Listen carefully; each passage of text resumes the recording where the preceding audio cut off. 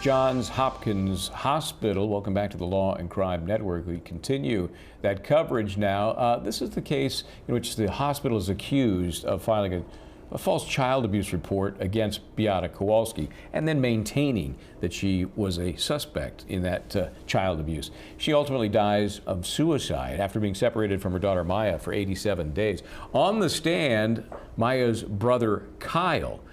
This is delicate cross-examination. Let's see how it goes. Let's go back into court. The audio of the cough, you don't hear that anymore, do you? Not anymore. Okay.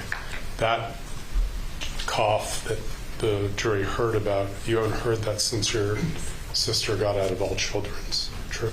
Correct. I haven't heard it since. Okay. You were asked, and I know you were young, so I don't want to push you too much on details if you don't remember, but I think you told the jury there was a time period after that July 3rd, 2015 incident when your sister had to be belted into a wheelchair.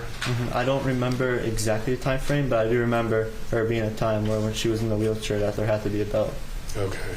And I won't push any further, but do you know whether that was 2015, 2016? Unfortunately, I'm sorry. Okay. A little bit about the visitation. Were you in school while Maya was in the hospital? I do not exactly remember. When you say to the jury that you weren't able to see your sister as much as you wanted to, was that because you were in school during that period from October to December, or do you know if that was DCF limitations? I visited her as much as I possibly could, so that was nothing to do with school. Okay. When you did visit your sister at All Children's, some of the things you like to do were board games, Uno, things of that nature? Correct. Okay. Maya, during the period, if you remember it, if you don't, that's okay. Maya, during the period of time from July of 2015 until she went to All Children's, was doing school from home. Is that right? I do not exactly remember when she was doing school from home, but at some point she was. Okay. Let me just ask you briefly about a couple other things about it. When you were able to visit your sister in the hospital, you went with your dad? Correct. Okay. Your sister now, I think the jury's heard some stuff about how she used to ice skate before. Once she got back out of All Children's, during her recovery, she was able to get back out on the ice. Right? Yeah, she was able to, but with she did have some pain, so which forced her to having to quit. Okay. But you were able to go to some of her ice skating competitions? Correct, yes. She was able to jump again and do twists and those types of things? Yeah, but eventually it was too much. More about the ice skating. That's Ethan Shapiro, one of the hospital attorneys, with the kind of a pedantic cross-examination, which I don't fault, but they seem to focus on this ice skating and, hey, she was cured. It was a miracle. Bob Hilla is here. He's a trial attorney. Catherine Lizardo, also a trial attorney. So, Bob, I understand the delicacy of this kind of witness, but he is a plaintiff. He's asking for millions of dollars. You got to work it to some degree. Where do you go with this guy? What are the points you make as the defense counsel? Well, in terms of the approach, soft and not being confrontational, I think is the right approach here, and I think you're seeing that in the examination. But again, they need to elicit things in this cross that's going to show that the hospital did what they did from a need to help this patient, and they're trying to, I think, argue that there was some recovery there, so the treatment did help.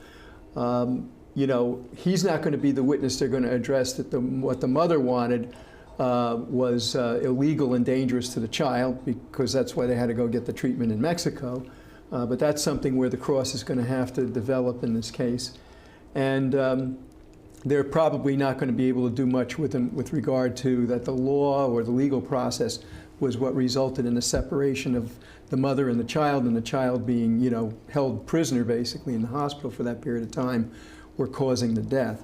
So I think there's probably going to be limited questioning that they could do. It sounds like that's all they did, to just kind of show, hey, look, you know, we did help her. We did help her.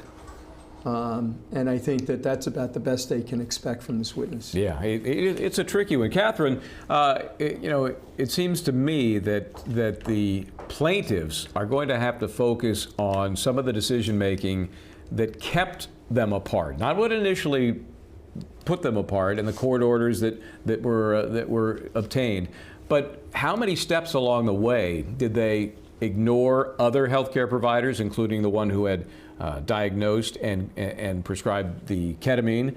How many of these little opportunities were lost, and they kept this mother and daughter apart?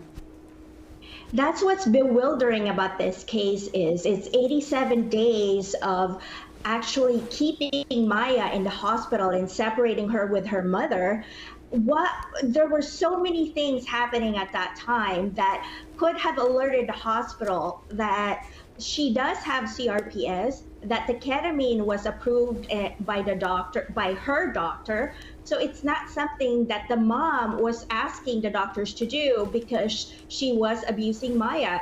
They had so many opportunities. So as a plaintiff's lawyer, that's where I'm going to focus on too. And to add to what Bob was mentioning about the cross-examination of Kyle here, I agree it has to be soft and non-confrontational.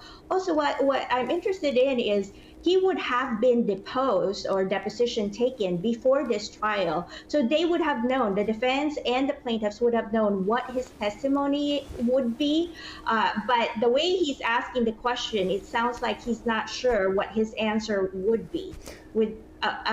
With a witness like this, you have to know the answer. And in civil, there was a deposition that probably went on quite a bit longer than the actual testimony. And I do think that Kyle is more collateral damage, if I could put it that way. Obviously, not as direct a victim as Maya, and obviously the estate of Beata.